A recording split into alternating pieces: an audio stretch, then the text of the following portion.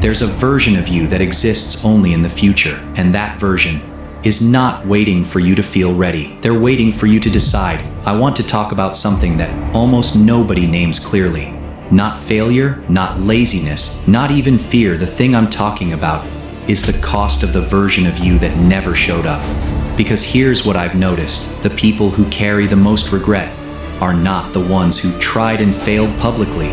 They're the ones who had something and kept it private. Kept it in the draft folder.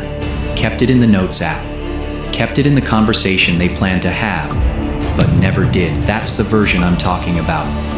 The one who knew and didn't move.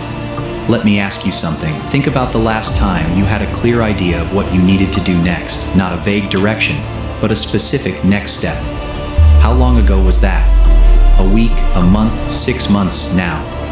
Ask yourself, what exactly happened between that moment of clarity and right now? Because it wasn't confusion that stopped you. You had clarity. It wasn't lack of resources. Most first steps cost nothing. It wasn't timing. Timing is almost always a story we tell ourselves. What stopped you was the feeling, the discomfort of starting before the outcome was guaranteed. And here's what that costs you. Every day a decision stays unmade. It doesn't stay neutral, it becomes evidence.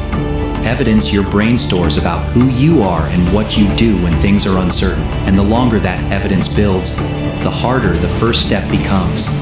Not because the task got harder, but because the story got louder. Now I want to flip this, because I'm not here to make you feel behind. I'm here to show you what's actually available to you right now. The people who built the things you quietly admire, they were not more talented. They were not less afraid. They did not have better conditions. What they had was a moment where they stopped negotiating with their own doubt.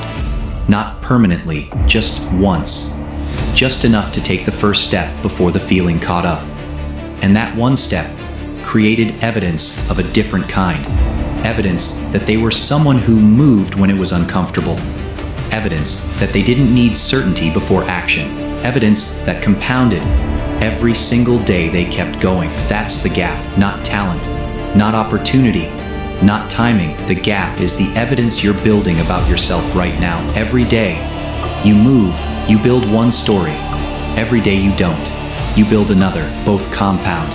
Both become harder to reverse the longer they run. So here's what I want you to do. Not tomorrow, not after you finish this video, right now.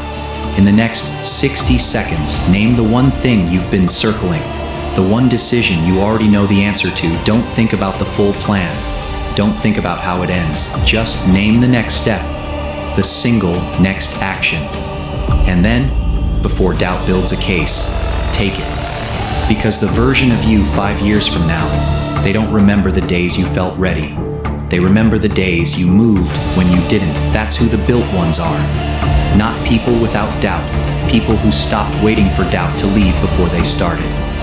If this hit something real for you, save this video not for motivation. Save it as a marker, a line in the timeline between the version of you that was waiting and the version that decided subscribe. If you want to keep building that version, we go deeper every week. Stay longer than your doubt.